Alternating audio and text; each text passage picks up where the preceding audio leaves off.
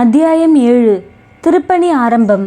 சக்கரவர்த்தியும் குந்தவியும் முதலில் கோயிலுக்குள்ளே சென்று அம்பிகையை தரிசித்துவிட்டு வந்தார்கள்.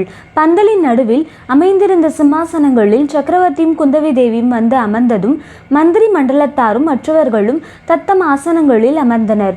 கோயில் குருக்கள்மார் தொடர்ந்து வந்து சக்கரவர்த்திக்கும் மற்றவர்களுக்கும் விபூதி குங்கும பிரசாதங்களை அளித்து மலர் மாலைகளை சூட்டி மரியாதைகள் செய்த பிறகு மங்கள வாத்தியங்களின் முழக்கங்களுக்கிடையே சக்கரவர்த்தி தம் திருக்கரத்தினால் ஆச்சாரிய ஸ்தபதியின் தலையில் பட்டு பரிவட்டம் கட்டினார். பிறகு உயர்ந்த பட்டு வஸ்திரங்களும் 100 பொன் களஞ்சுகளும் வைத்திருந்த தாம்பூல தட்டையும் அவரிடம் கொடுத்தார். அவற்றை ஆச்சாரிய ஸ்தபதி வாங்கி கண்களில் ஒற்றிக்கொண்டார்.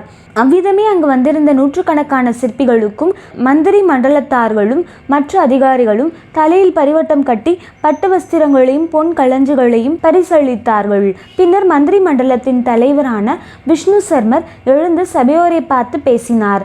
பல்லவ ராஜவம்சத்தில் தோன்றிய பெயர் பெற்ற மன்னர்களின் வீரதீர பராக்கிரமங்களை அவர் வர்ணித்தார்.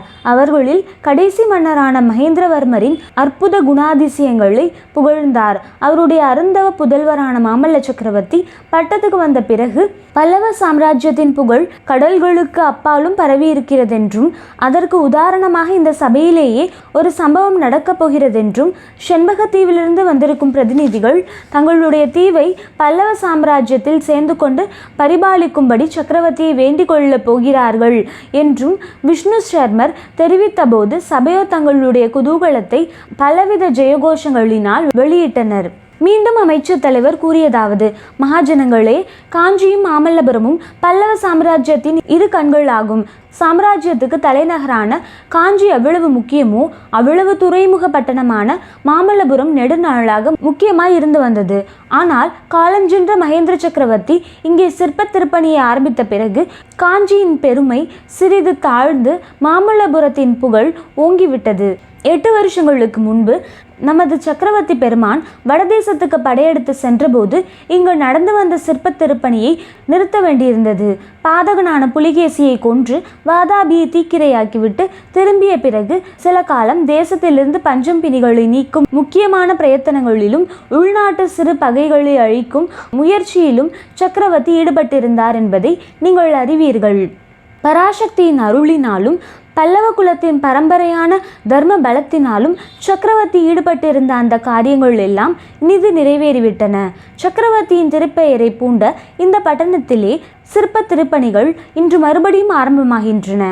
இனிமேல் சக்கரவர்த்தியும் இந்த நகருக்கு அடிக்கடி விஜயம் செய்து திருப்பணி வேலைகளை மேற்பார்வை செய்வதாக கிருபை கூர்ந்து வாக்களித்திருக்கிறார். இவ்விதம் அமைச்சர் தலைவர் கூறி சபையோரை ஆனந்த கடலில் ஆழ்த்திய பிறகு செண்பகத்தீவின் தூதர்கள் சக்கரவர்த்தியின் சமூகத்துக்கு அழைத்து வரப்பட்டனர். அவர்களுடைய தலைவன் பேசியது தமிழ் மொழியே ஆனாலும் சற்று விசித்திரமான தமிழாயிருந்தபடியால் சபையோர்களுக்கு புன்னகை உண்டு பண்ணிற்று. அந்த தூதர் தலைவன் கூறியதன் சாராம்சம் பின்வருமாறு: செண்பகத்தீவின் வாசிகள் சுமார் 500 ஆண்டுகளுக்கு முன்னால் கரிகால் சோழரின் காலத்தில் சோழ நாட்டிலிருந்து அங்கே போய் குடியேறிய தமிழர்களின் சந்ததிகள். அந்த தீவை ஆண்டு வந்த ராஜவம்சம் சந்ததி இல்லாமல் சில ஆண்டுகளுக்கு முன்பு நசித்து போய்விட்டது. ஆகவே செண்பகத்தீவு தற்சமயம் ராஜா இல்லாத ராஜ்யமாய் இருந்து வருகிறது. இதை அறிந்ததும் பக்கத்து தேசங்களில் உள்ள மக்கள், முக்கியமாக தட்டைமுக்கு சாதியினர் அடிக்கடி செண்பகத்தீவில் வந்திறங்கி கொள்ளையிட்டும் இன்னும் பலவித உபத்திரவங்களை விளைவித்தும் செல்லுகிறார்கள். இதையெல்லாம் உத்தேசித்து செண்பகத்தீவின் ஜனங்கள் மகாசபை கூட்டி ஏகமனதாக ஒரு முடிவுக்கு வந்தார்கள்.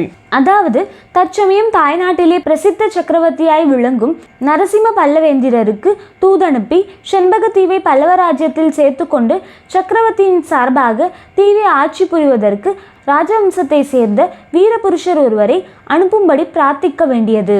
சக்கரவர்த்தி தூதர்களின் பிரார்த்தனைக்கு உடனே மறுமொழி சொல்லவில்லை.